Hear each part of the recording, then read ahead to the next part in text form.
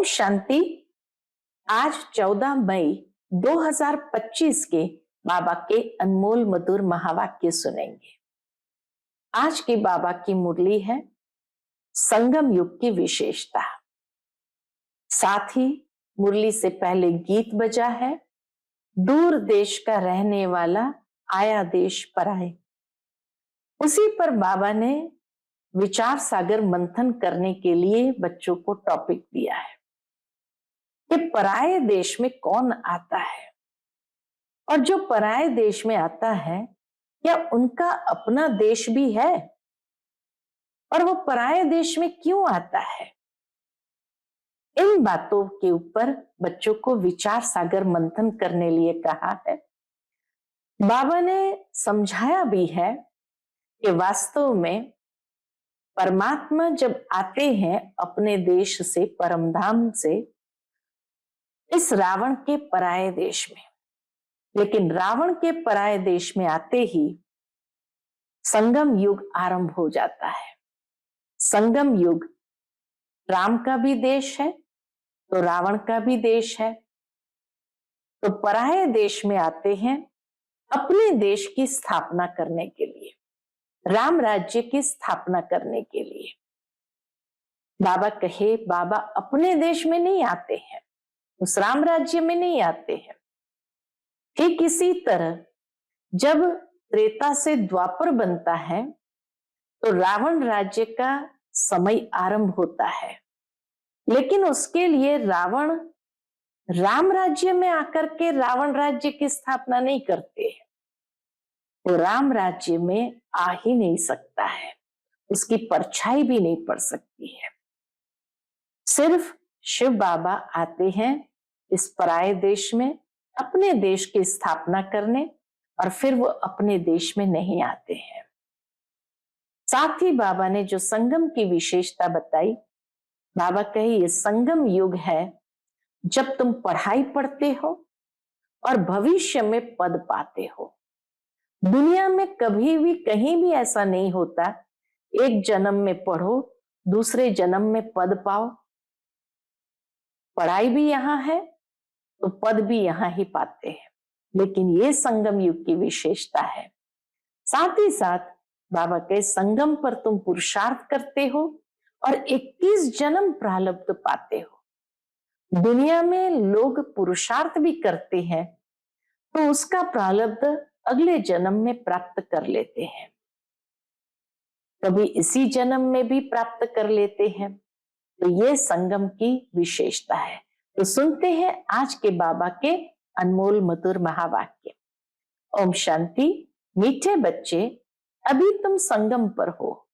तुम्हें पुरानी दुनिया से ताल्लुक, नाता तोड़ देना है, क्योंकि ये पुरानी दुनिया अब खत्म होनी है।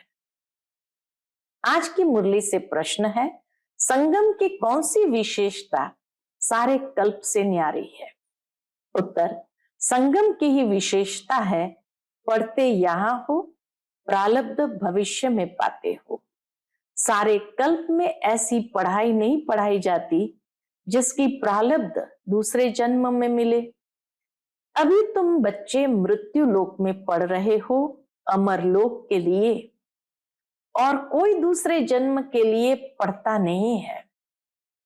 आज की मुरली से पहले गीत बजा है दूर देश का रहने वाला आया देश पराए।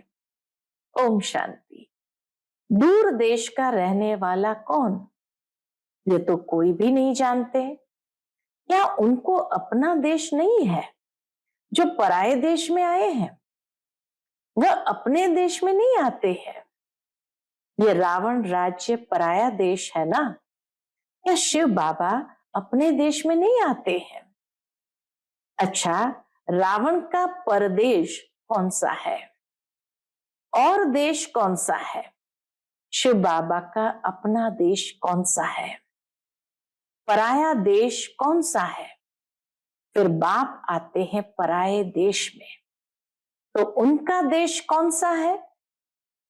अपने देश की स्थापना करने आते हैं, लेकिन क्या वह अपने देश में खुद आते हैं? शिव बाबा आते हैं अपने देश की स्थापना करने, अर्थात शिवालय की स्थापना करने।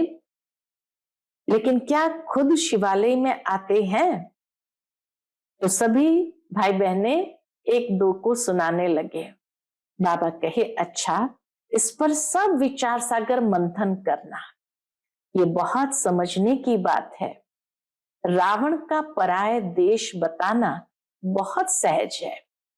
राम राज्य में कभी रावण आता नहीं, बाप को रावण के देश में आना पड़ता है, क्योंकि रावण राज्य को चेंज करना होता है। यह है संगम। वह सतयुग में भी नहीं आते।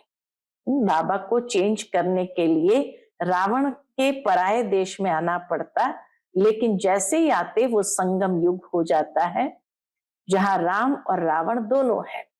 वह सतयुग में भी नहीं आते हैं। शिव बाबा सतयुग में भी नहीं आते हैं, कलयुग में भी नहीं आते हैं, संगम युग पर आते हैं। तो यह राम का भी देश है, रावण का भी देश है। इस किनारे राम है, उस किनारे रावण का है। बाबा कहे, इस किनारे राम का, उस किनारे रावण का संगम है ना।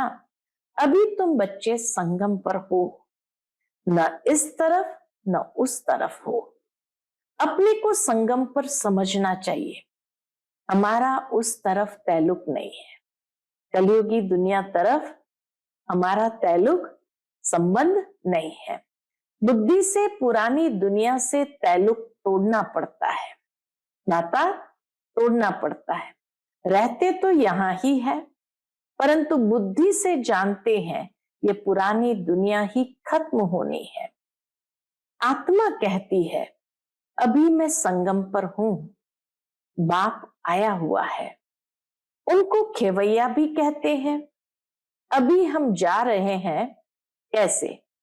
योग से, याद की यात्रा से हम जा रहे हैं। योग के लिए भी ज्ञान है, ज्ञान के लिए भी ज्ञान है। सृष्टि के आदि मध्य अंत को समझने के लिए भी ज्ञान है। तो ज्ञान के लिए भी ज्ञान है, योग के लिए भी ज्ञान है। योग के लिए समझाया जाता है। योग के लिए कौन सा ज्ञान है? अपने को आत्मा समझो, फिर बाप को याद करो। यह भी ज्ञान है ना। ज्ञान अर्थात समझाने। बाप मत देने आए हैं, कहते हैं अपने को आत्मा समझो। आत्मा ही 84 जन्म लेती है। बाप बच्चों को ही विस्तार से बैठ समझाते हैं। अभी यह रावण राज्य खत्म होना है। यहां है कर्म बंधन, वहां है कर्म संबंध। कलयुग में है कर्म बंधन, सतयुग में है कर्म संबंध। बंधन दुख का नाम है, संबंध सुख का नाम है। अभी कर्म बंधन को तोड़ना है। बुद्धि में है हम इस समय ब्राह्मण संबंध में है, फिर दैवी संबंध में जाएंगे। ब्राह्मण संबंध का यह एक ही जन्म है। ब्राह्मण संबंध का यह एक ही जन्म है, फिर 8 और 12 जन्म दैवी संबंध में होंगे।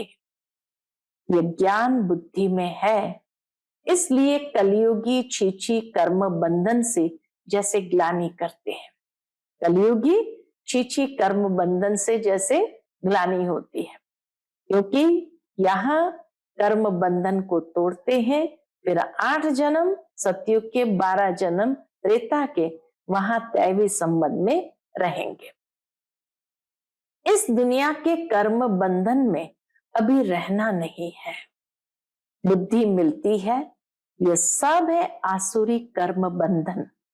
बाबा ने आकर समझाने दी, बुद्धि दी कि यह सब है आसुरी कर्म बंधन। हम भी गुप्त एक यात्रा पर है, अभी गुप्त एक यात्रा पर है। ये बाप ने यात्रा सिखलाई है। फिर इस कर्म बंधन से न्यारे हो हम कर्मातीत हो जाएंगे। यह कर्म बंधन अब टूटना ही है। हम बाप को याद करते हैं कि पवित्र बन चक्र को समझ चक्रवर्ती राजा बने। पढ़ रहे हैं फिर उनका एम ऑब्जेक्ट प्रारब्ध भी चाहिए ना। तुम जानते हो हमको पढ़ाने वाला बेहद का बाप है। बेहद के बाप ने हमको 5000 वर्ष पहले पढ़ाया था। ये ड्रामा है ना, जिनको कल्प पहले पढ़ाया था उनको ही पढ़ाएंगे।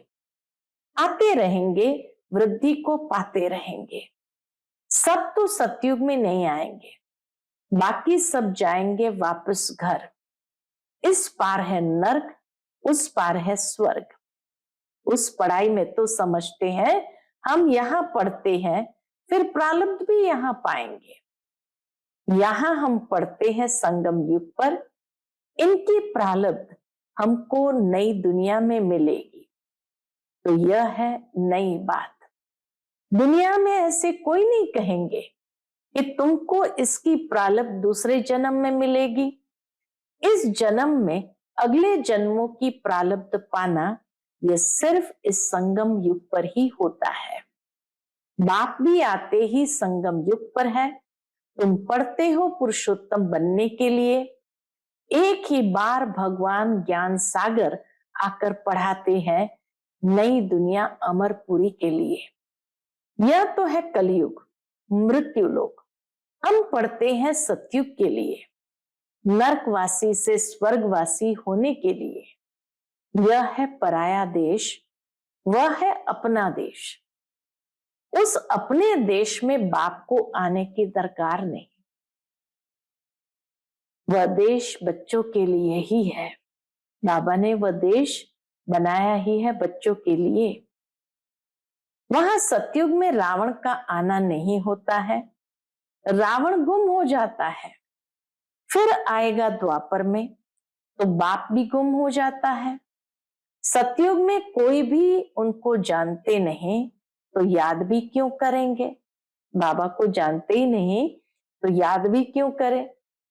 सुख की प्रारब्ध पूरी होती है तो फिर रावण राज्य शुरू होता है।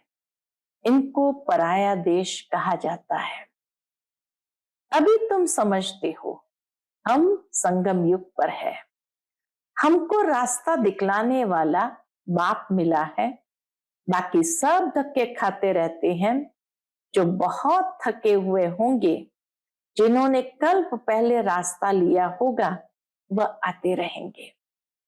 तुम पंडे सबको रास्ता बताते हो।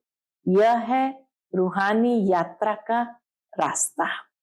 यह है रूहानी यात्रा का रास्ता। सीधा चले जाएंगे सुखधाम में। तुम पंडे पांडव संप्रदाय हो। पांडव राज्य नहीं कहेंगे, पांडव संप्रदाय कहेंगे। राज्य न पांडवों को न कौरवों को है। दोनों को ताज नहीं है। भक्ति मार्ग में दोनों को ताज दे दिया है।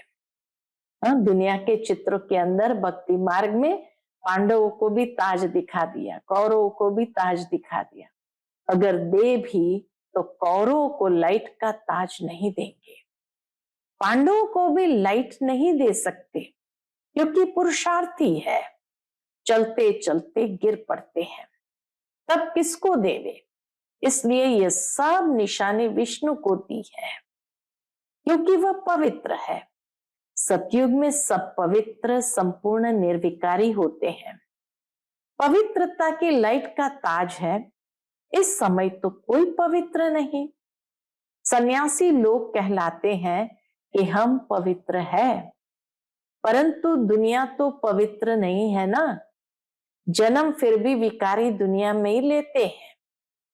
यह है रावण की पतितपुरी। पावन राज्य सतयुग नई दुनिया को कहा जाता है। अब तुम बच्चों को बाप बागवान कांटों से फूल बनाते हैं। वह पतित पावन भी है, खेवैया भी है, बागवान भी है। बागवान आए हैं कांटों के जंगल में। तुम्हारा कमांडर तो एक ही है। यादवों का कमांडर चीफ शंकर को कहे, यादव का कमांडर चीफ शंकर को कहे, यूं तो वह कोई विनाश कराते नहीं है। जब समय होता है तो लड़ाई लगती है। कहते हैं शंकर की प्रेरणा से मुसल आदि बनते हैं। ये सब कहानियां बैठ बनाई है। पुरानी दुनिया खत्म तो जरूर होनी है।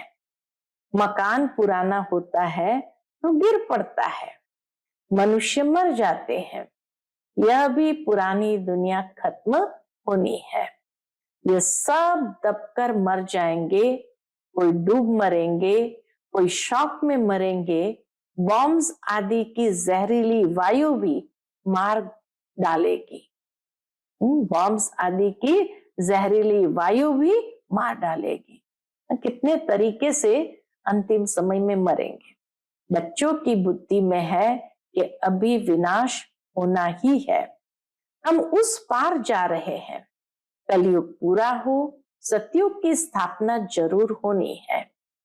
फिर आधा कल्प लड़ाई होती ही नहीं। अभी बाप आए हैं पुरुषार्थ कराने। ये लास्ट चांस है। बाबा कहते यह लास्ट चांस है। देरी की तो फिर अचानक ही मर जाएंगे। मौत सामने खड़ा है। अचानक बैठे बैठे मनुष्य मर जाते हैं।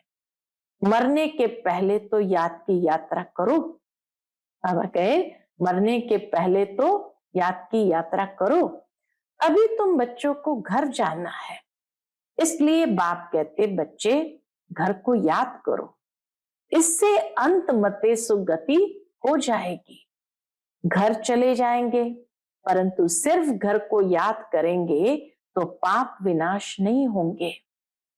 बाप को याद करेंगे तो पाप विनाश हो और तुम अपने घर चले जाएंगे।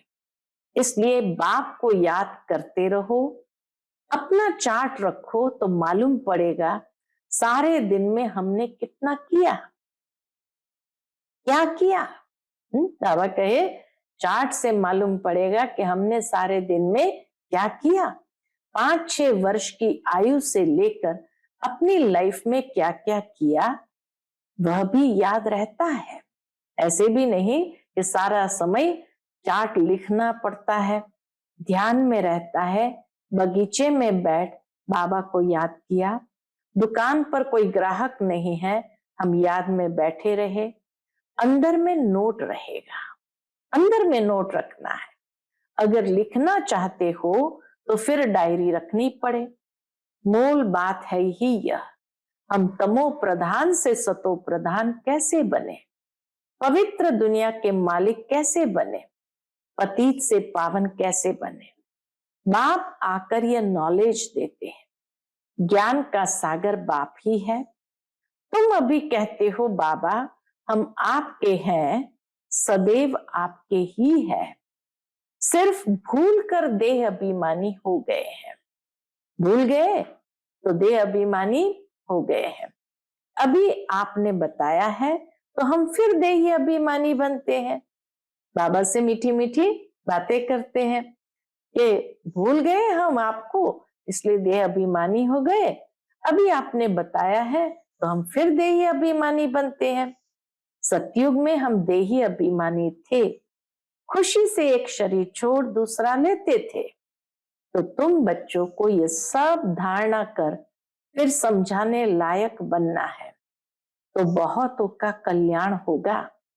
बाबा जानते हैं ड्रामा अनुसार, नंबरवार पुरुषार्थ अनुसार सर्विसेबल बन रहे हैं। अच्छा, इसको झाड़ आदि नहीं समझा सकते हैं, भला यह तो सहज है ना। किसी को भी बोलो तुम अपने को आत्मा समझ बाप को याद करो। बाबा कहे पूरा ज्ञान नहीं समझा सकते हो तो कोई बात नहीं, ये तो सहज है कि कहो कि तुम अपने को आत्मा समझ बाप को याद करो। ये तो बिल्कुल सहज है। ये बाप ही कहते हैं मुझे याद करो तो विकर्म विनाश होंगे। और कोई मनुष्य कह न सके सिवाय तुम ब्राह्मणों के, और कोई न आत्मा को न परमात्मा बाप को जानते हैं। ऐसे ही सिर्फ कह देंगे तो किसको तीर लगेगा नहीं। भगवान का रूप जानना पड़े। ये सब नाटक के एक्टर्स है। हर एक आत्मा शरीर के साथ एक्ट करती है। एक शरीर छोड़ दूसरा ले फिर पार्ट बजाती है। वह एक्टर्स कपड़े बदली कर भिन्न भिन्न पार्ट बजाते हैं। तुम फिर शरीर बदलते हो, वह कोई मेल व फीमेल की ड्रेस पहनेंगे, कभी मेल की कभी फीमेल की ड्रेस पहनेंगे अल्पकाल के लिए।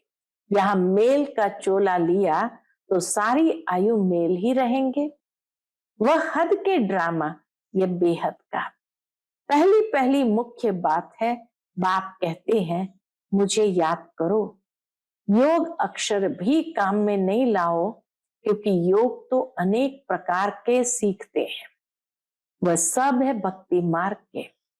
अब बाप कहते हैं मुझे याद करो और घर को याद करो, तो तुम घर में चले जाएंगे। शिव बाबा इनमें आकर शिक्षा देते हैं।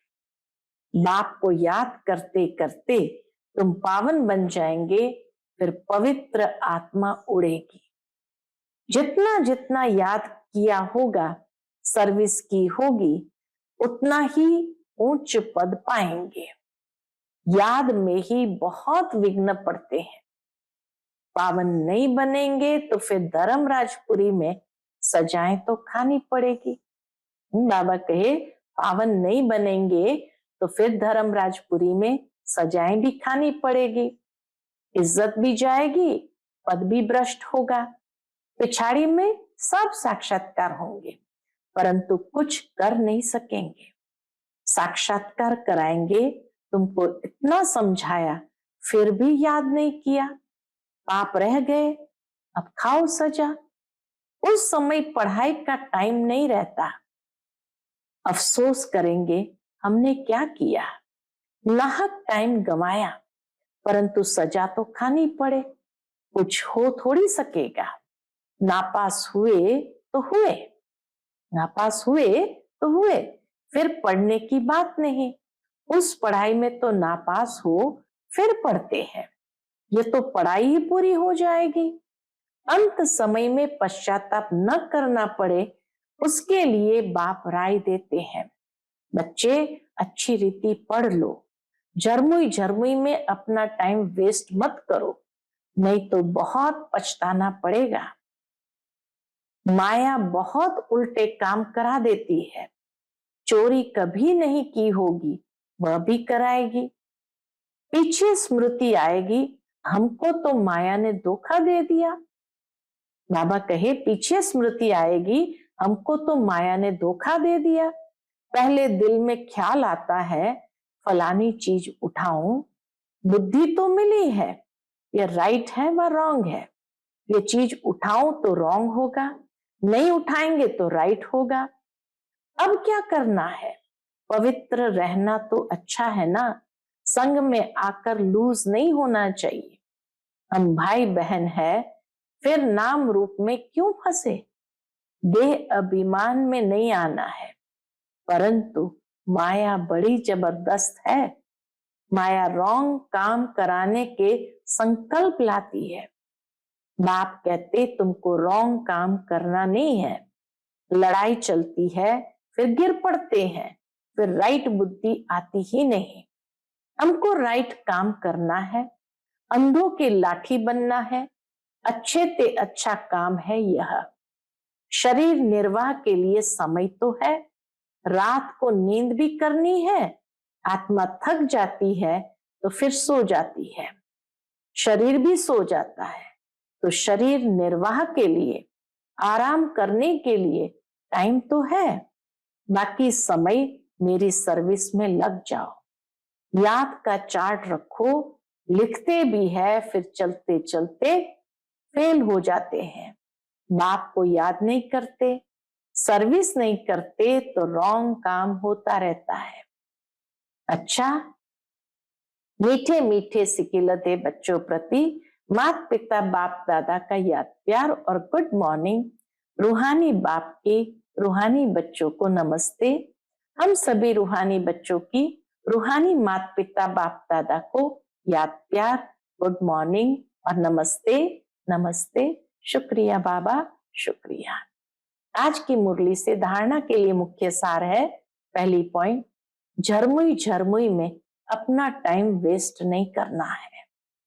माया कोई भी उल्टा काम न कराए, यह ध्यान रखना है।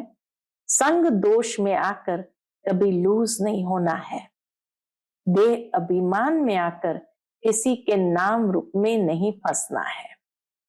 दूसरी पॉइंट, घर की याद के साथ साथ बाप को भी याद करना है।